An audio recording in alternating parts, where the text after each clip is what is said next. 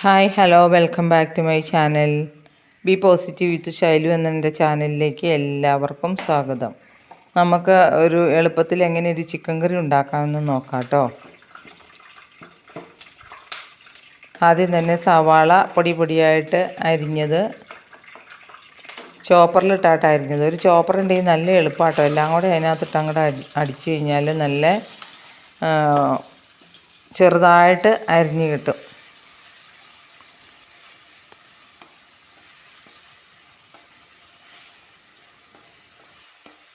സവാള ഇടുന്നതിന് മുമ്പ് കുറച്ച് വെളിച്ചെണ്ണ ഒഴിച്ചിട്ട് ഉലുവ ഇട്ട് പൊട്ടിച്ചിട്ട് വേണം സവാള ഇടാനായിട്ട്. എന്നിട്ട് അതിന് ശേഷം വെളുത്തുള്ളി, ചുവന്നുള്ളി, ഇഞ്ചി, ഒരു തക്കാളി ഇത്രയിട്ട് അടിച്ച് വീണ്ടും ആ സവാള ചെറുതായിട്ടൊന്ന് മൂക്കുമ്പോൾ അതിലേക്ക് ഇട്ട് കൊടുക്കുക.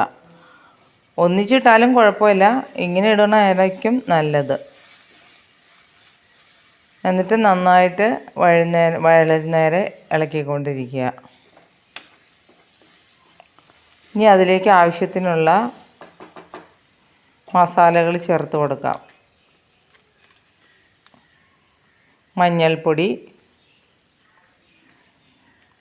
ഇറച്ചി മസാല ആട്ടോ ഇപ്പോൾ ഇട്ടത്.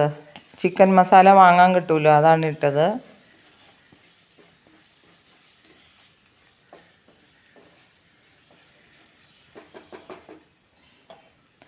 ഈ പൊടികളൊക്കെ ഇടുമ്പോൾ നമ്മൾ തീ കുറച്ച് വെച്ചിട്ട് വേണം ഇടാനായിട്ട്. കുരുമുളക് പൊടി,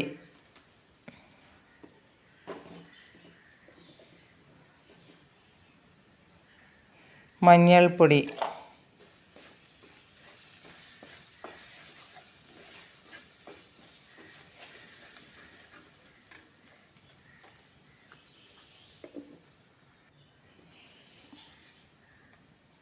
കാശ്മീരി ചില്ലി. നല്ല നിറം കിട്ടാനും അത്യാവശ്യം എരിവ് കിട്ടാനും കാശ്മീരി ചില്ലി ഇടുന്നതായിരിക്കും കേട്ടോ നല്ലത്. കാരണം നമ്മൾ ഇഞ്ചി ഇടുന്നുണ്ട്, പച്ചമുളക് ഇടുന്നുണ്ട്. പച്ചമുളകും ആ ഇഞ്ചിയുടെ കൂടെ അടിച്ചിട്ടുണ്ടായിരുന്നു കേട്ടോ. വെളുത്തുള്ളി, പച്ചമുളക്, ചുവന്നുള്ളി ഇത്രയാണ് ആദ്യം അടിച്ചിട്ടത്. പിന്നെ ഇച്ചിരി വെളിച്ചെണ്ണ കുറവുണ്ടെന്ന് തോന്നുന്നു, കുറച്ചും കൂടെ നമുക്ക് വെളിച്ചെണ്ണ ഒഴിച്ചു കൊടുക്കാം.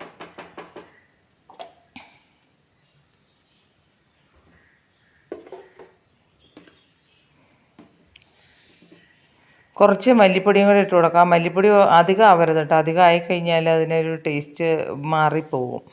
അതുകൊണ്ട് ചെറിയ സ്പൂണിന് ഒരു 4 സ്പൂണ് മല്ലിപ്പൊടി ഇട്ട് കൊടുക്കാം.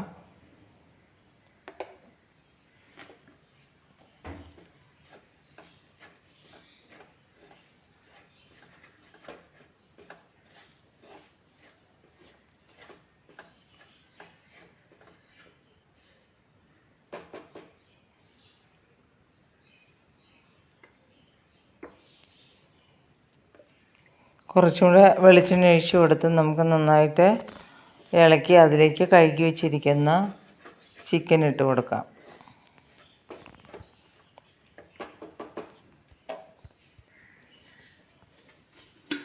ഞാൻ ചിക്കൻ്റെ ലിവർ ഉപയോഗിക്കും കേട്ടോ. ചില ഡോക്ടർമാരൊക്കെ നല്ലതാണെന്ന് പറയുന്നുണ്ട് ചിക്കൻ ലിവർ.